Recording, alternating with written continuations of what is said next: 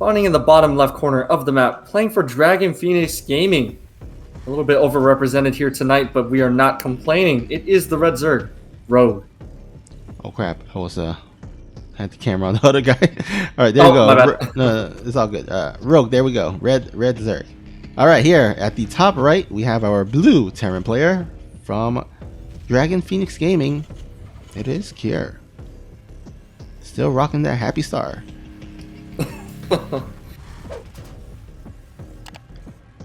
I'm telling you, First Blood is gonna go to Cure. It's the star. It's too intimidating. It's too scary. You can feel its aura from halfway across the map.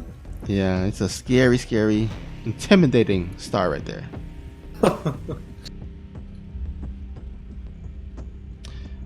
Of course, very standard openers from both of our players. We're probably going to see a Reaper expand. And of course, we did see that hatch first from our Zerg. Yep, no shenanigans, no proxies this time around. Again, both these players are probably going to try to feel each other out because, again, they're on the same team. So the idea or the guess is that they probably have played against one another a lot. I'm sure maybe Rogue has seeked out Kier to help him in the practice session during the GSL finals. And I'm sure, of course, Kier has asked Rogue to be practice partner whenever he had a TVZ matchup to prepare. So this is the best of 5 series. Gonna go ahead and start off pretty standard and then feel their way out and probably start trying to adapt to their opponent's playstyle. Yep, definitely very different from the mirror TVT that we saw. Ooh, a Ling actually does go down. Is the second Ling going to go down? That is the question. We do see an extra pair of Lings actually being spawned here as well for Rogue. But we do, of course, also see that third hatchery going down. Not really harassed by the Reaper. Will get scouted eventually, maybe, hopefully. But yeah, so in that TVT, we had Innovation versus Cure. Of course, TVT being a mirror matchup, being a very, very volatile mirror matchup, we didn't really see that case where the players were quote-unquote trying to feel each other out. Their version of feeling each other out was proxying each other and, you know, why scout if you can just attack? That sort of thing. Yeah. Alright, so 1-1-1 build here coming out of Kier. I do see the tech lab on the barracks, which tells me that we possibly might see the starboard switch over and might see some Banshee plays. And we'll see, of course, if Cloak is researched during that as well. Yep, you are exactly correct. We do see that Cloak being started as well as a Banshee. Damn, I really wanted it to be a Raven. for no apparent reason. You know, just why not? I wanted it to be a battlecruiser. I mean, that battlecruiser game worked out so well last series. It really did. Rogue was not quite able to handle it, even if it was just one battlecruiser. Definitely caught him off guard in that game. Oh. Okay, very nice. These Hellions are going to come back in here. Roast a couple of drones as well as a Croup Timmer, just sort of slowing down the Zerg in whatever capacity possible. Alright, Overlord will dip in, see the move out of the Banshees, or one Banshee. Should expect to see some spores being thrown down. Yep, spore being thrown down right now. Lair just started up, so won't be a while till Rogue has overseers to detect the Banshee. So gotta rely on the spore crawlers for the time being.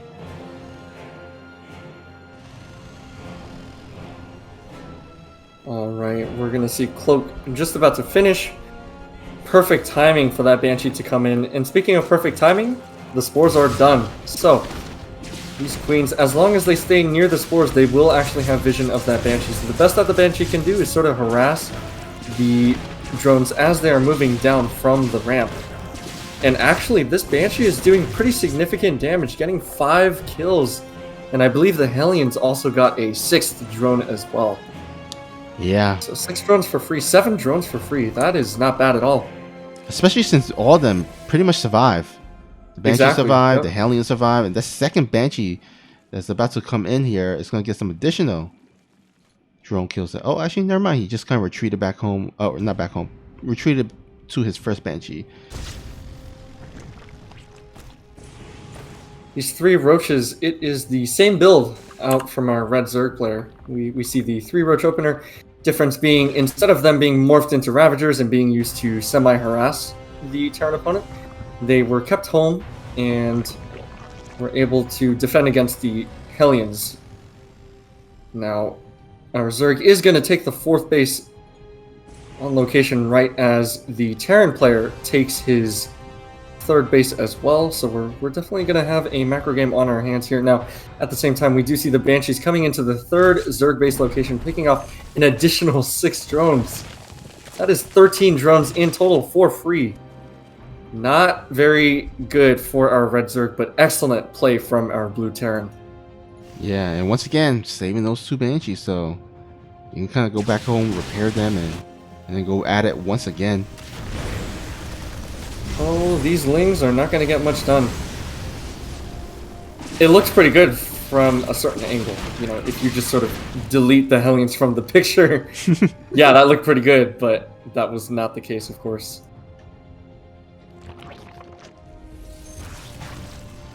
Alright, looks like Kira ready to go for a push here. Now, this is going to line up really well with his 1-1 upgrade, so great timing.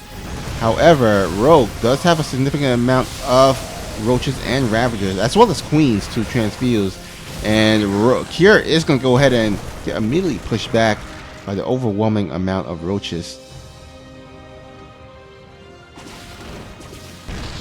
All in all, quite well defended by Rogue, having the Queens in position to defend against the Banshees as well. Because, of course, if you leave Banshees alone for maybe 5 seconds, just a couple of them, they can absolutely shred through a Roach army.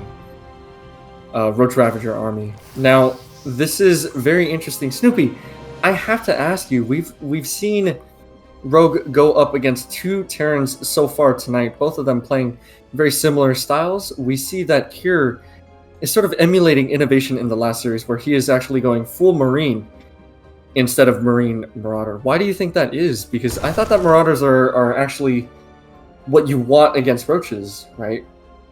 Yeah, I mean, the idea is that, you know, you have mainly the tanks to counter the roaches and Ravagers, and if you're going for tanks, you need some gases, and so, you know, instead of investing the gas into those Marauders, you know, you can invest it into the tanks to have more tanks. And usually the composition is a Marine tank, generally, like in TVZ here. However, he might need to start adding some additional units like Ghost or Liberators, because the Lurker transition has gone underway right now.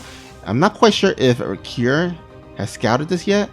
Let me go ahead. Where's the... Okay, let me go ahead and just make sure. Yeah, he has not scouted the Lurker Den or the Hydralisk Den as well. So Kier is going to have to like attack really soon before the Lurker tech comes out, and try to see if he can kind of punish Rogue at the best timing here.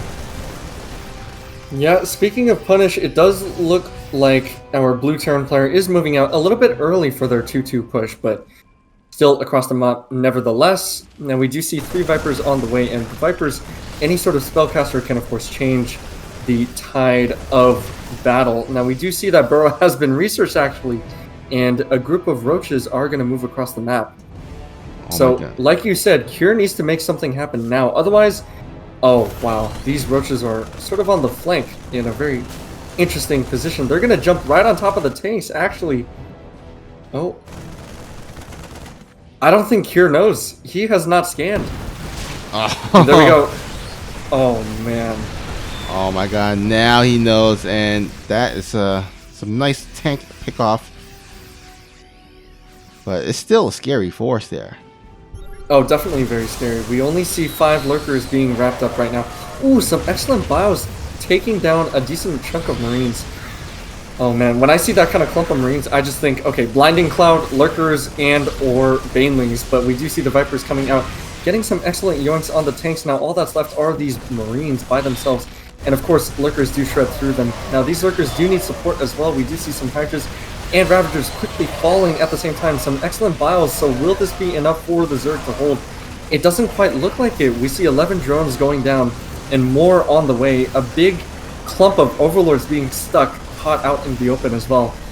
This is the same problem as before, and Rogue taps out. Here takes game number 1. Alright, let's get started here with our first lovely player. That's right, spawning here in the bottom left corner, up 1-0, using a tactic very, very reminiscent of one of his other Terran counterparts that we saw earlier tonight. Playing for Dragon Phoenix Gaming, it is the blue Terran, Cure.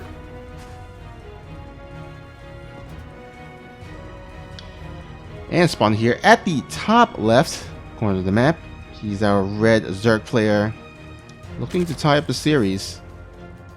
It is Rogue.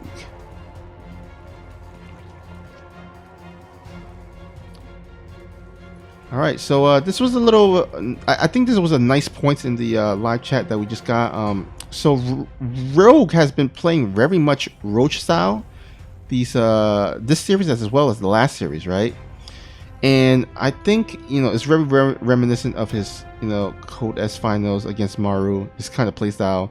Now, the difference is that he was much more aggressive in that GSL finals against Maru, and I think that kind of really helped him out and kind of put Maru on the back foot, kept him kind of guessing. But these two past series, it feels like Rogue has been more on the defensive, it feels like, with these roaches.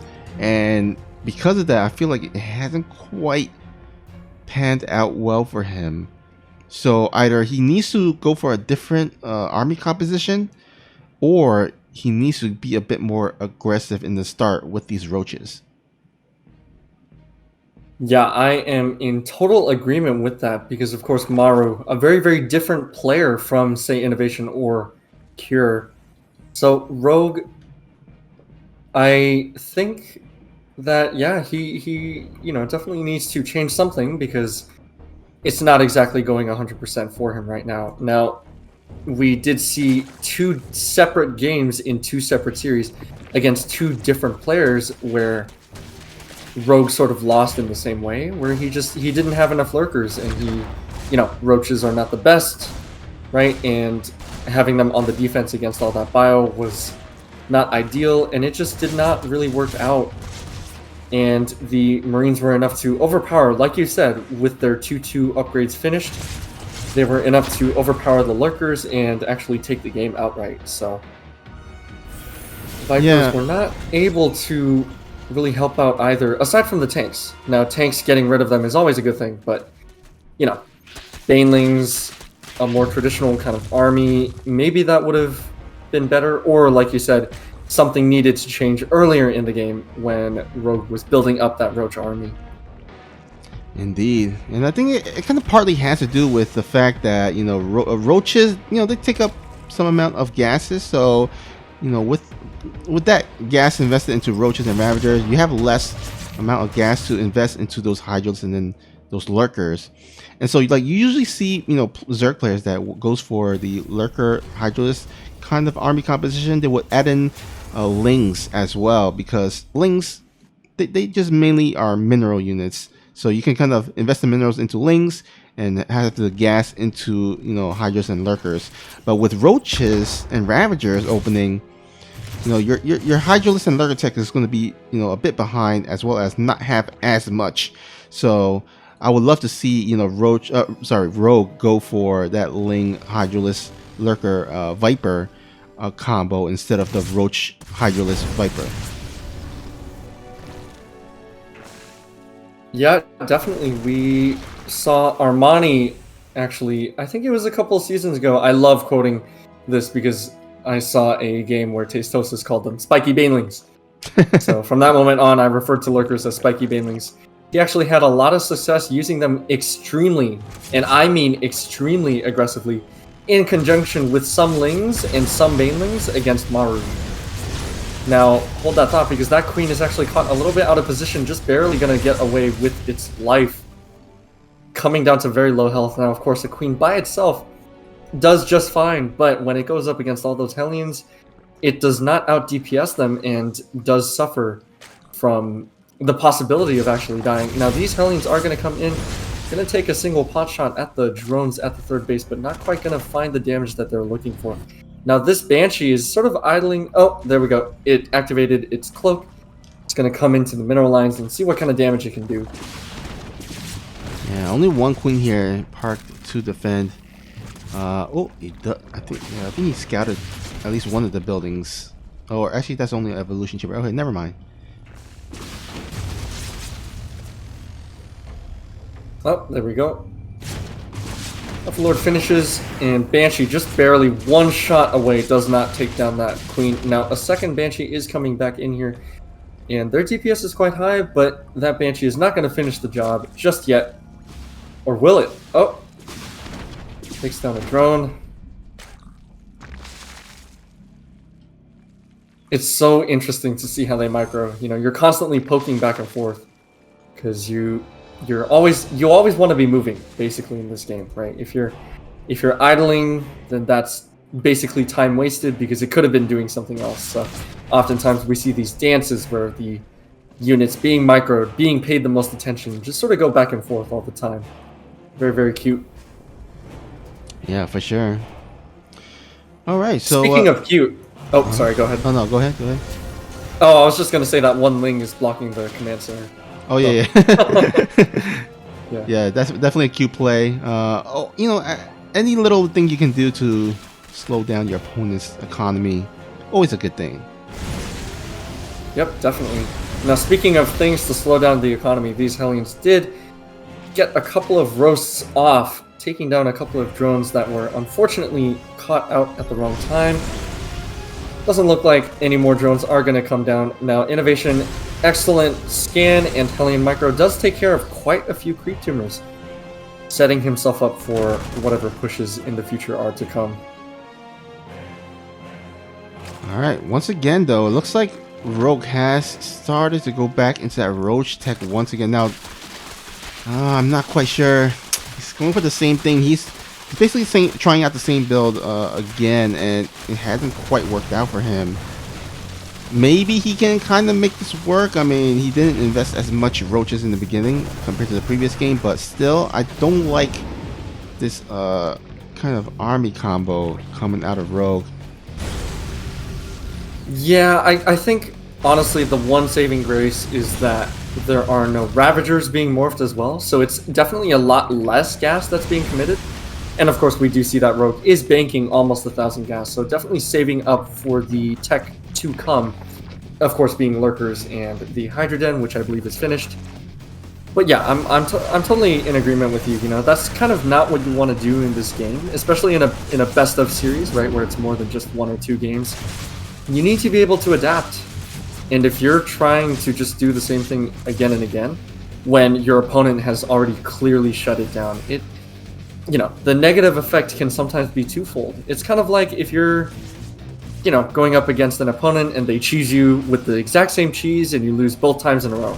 It's a bit of an extreme example, but it kind of drives home the point where if you lose to the same thing twice in a row or 3 times in a row, it kind of affects your mental as well. You know what I mean, Snoopy? So like, it's like, damn, I really can't handle that. I thought I could, but I guess I can't.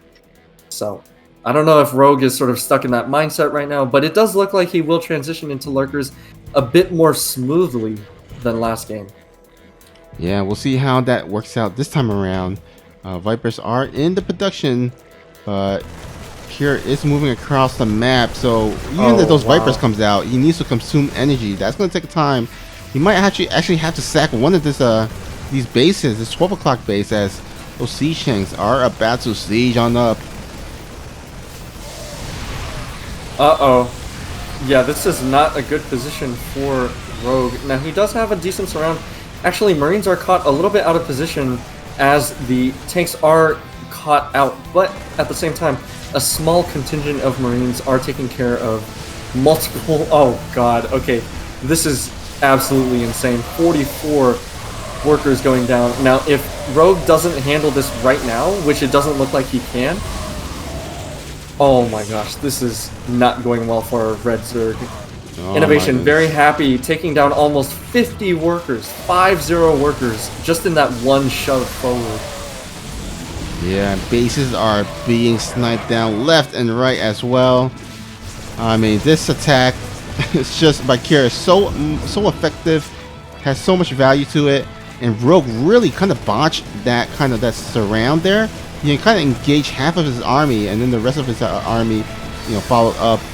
But boy, that was definitely a huge swing there for our Blue Terran.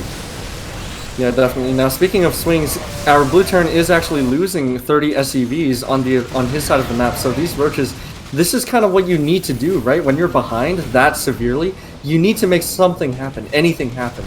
And we are definitely seeing some things happen in this game. We see this small remainder of roaches and hydras, and that single Ravager trying to deal whatever damage they can do across the map, forcing Innovation, finally forcing him back home. But all in all, that really went way in favor of Innovation. I'm sorry, of Cure. Yeah, I mean, look at this. He lost all those SCVs, but look at that. 43 SCVs still on the production tab. He still has all these command centers, all these orbitals. You can throw down those mules if need be, but I don't think he needs to, as Rogue taps out. Cure is going to go up 2-0. TeaDragon, if it was up to you, if you were to place a bet, do you think Cure is going to basically close this out here, or will you think Rogue has a chance to stay alive and maybe push it to a game number 4?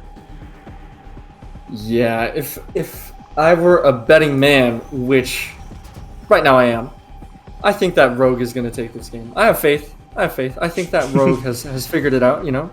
Cure might be a little bit overconfident, right? Because he's won 2 games in a row in the pretty much exact same method. Not at the exact same time and not exactly the same in terms of quantity, but just in terms of general broad strokes, right? We see a bunch of Marines, we see a bunch of tanks. So I'm just trying to put myself in their shoes. If I were the Blue Terran, I'd be a little bit overconfident. And if I were the Red Zerg and if I had a strong mental, I'd be thinking to myself, yeah, it's time for a change. And I'd commit to that change and I'd probably take a game off. Now, I still honestly am going to stick with my original prediction, which is that Cure is going to 3-1 Rogue in this series. But I think that there's a high possibility that Rogue turns it around just for this game. Yeah, I mean, he does have a strong mindset, and that's what you wanted to see, you know, from Rogue. And Cure, you know, the overconfidence, I mean, he is feeling pretty good, I would expect, right now, sitting at 2-0. So yeah, he might, you know, try out a wonky build or something, trying to get a cheeky win, and then, you know, maybe Rogue can take advantage of that. We'll see how Cure plays this out. If he kind of plays it a little bit more, I guess, laid back compared to the previous games. Speaking of laid back, we do see that Cure is about to finish up his 3rd command center. So he went for the 3rd command center before the starport. And of course, the starport now is producing only a Viking. We did not see what we've seen in the past games where the tech lab was committed to Cloak. And so now it's going to be committed to Stim, I believe. Prove me right, please.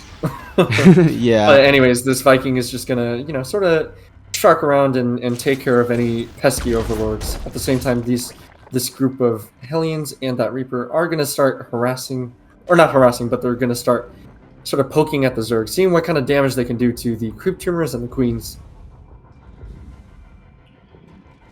Alright, so far this Overlord is staying alive, but looks like the Viking finally has found the Overlord in this game of hide and seek.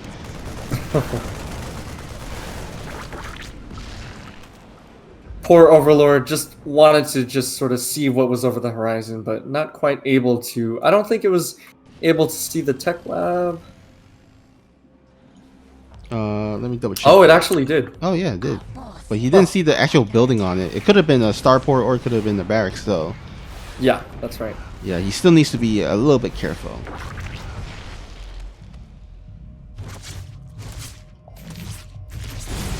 Alright, here we go. So the first 6 Hellions.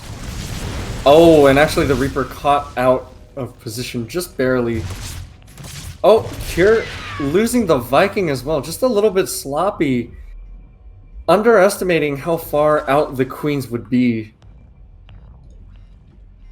Yeah, I mean, we might have that little bit of lackadaisical play that you were thinking that Kieran might go just because he's so ahead in the series. Well, not so ahead, but he's up 2-0 in the series. But let's see, these Hellions are going to go ahead and come through the back door. Oh. Actually cleans a lot of these Lings. Oh my gosh, 7 drones have gone down in basically an instant. I don't even know what just happened. Now, of course, these roaches, heavier commitment, but well worth it because they do take care of half of that Hellion army. These Hellions are going to come back in, pick off a couple of creep tumors, and get right on out. But yeah, overall, that was very interesting because it seemed like Rogue was not really ready for the Hellions in that moment because all that he had was a very small contingent of Lings. And of course, Lings, when you go 1-to-1, when you go in a 1-to-1 ratio against Hellions, you're never going to win that fight. Now, these Hellions are going to sacrifice themselves, try to get a few more drones, getting 4 more before they die, so not too bad of a trade. In total, 11 drones, I believe, have gone down. Yeah, 11 drones, 12 not SCVs, 12 Lings, and 2 Overlords. And if you want to throw in those creep tumors, 2 creep tumors as well. And the Sirens are alarming because it looks like here is about, or it looks like about to close out the series. Although Rogue has done a nice job of droning up here. So even though he lost all those drones, you know, he's still decently ahead in the worker count. And plus, he still has a lot of queens. That's right. Now we do see this double drop was denied from going into the main just because of that one spore. It is going to rotate onto the low ground, take care of quite a few creep tumors, and, you know, sort of set up our blue Terran for a future push. Nothing too out of the ordinary. Now, Rogue going for almost the exact same thing. Hydra Den is a little bit earlier than we've seen in previous games, but the general concept is the same. He's going to go up to that hive after the infestation pit. There we go. And try to transition into lurkers, but I don't know. I mean, I was really hoping that Rogue would try to change something up, but it looks like this is his default playstyle, and it looks like he really wants to make it work, so we're going to have to wait and see how he deals with the Terran incoming engagements.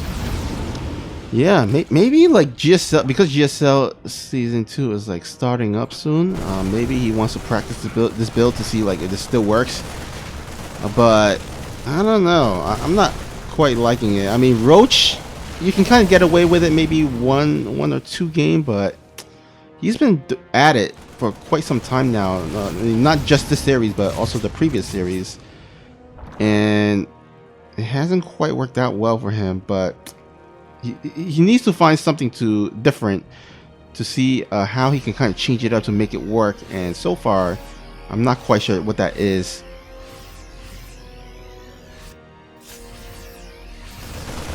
Yeah, honestly, if I saw something as simple as a Baneling nest, I would have been happy. Now, hold that thought, because this double drop on the top side actually did clean up, I believe that was 3 Ravagers, so pretty decent trade there for our blue Terran. Now, this bottom drop is going to come back in. I'm going to see that the creep is not nearly as far out as it was before, and he is actually going to get to clean up a few more creep tumors, so very good use of the simultaneous drops. Now, at the same time, we do see the Terran Pain train moving out across directly in the middle of the map. So we are going to see a pretty big engagement coming up soon. Yeah, and one problem about getting this gold base is that once the Terran parks behind the mineral line there, oh man, it's like it gets difficult. Like you need to go like set up maybe a surround, but I'm not even sure if Rogue has enough army to set up a surround. That's right. Now we do see this bottom double drop still continuously getting value, taking down a couple of queens, and possibly, I believe, scouted the 3 lurkers. Now these lurkers are going to rotate up north, as is the main bio force. Now a couple of tanks are caught out of position, just barely. But like you said, this gold base, right? Like, it's so difficult to hold that because once you're sieged up behind it, where do you go as the Zerg? Where do you go as the defender? You have to get something special. Now, speaking of special, we do see some very nice yoinks. We do see some nice abducts. Taking out the front line of tanks, but that is a lot of bio. And all of those drones, it is a massacre. 20. Oh, GG is called. Cure takes the series 3-0.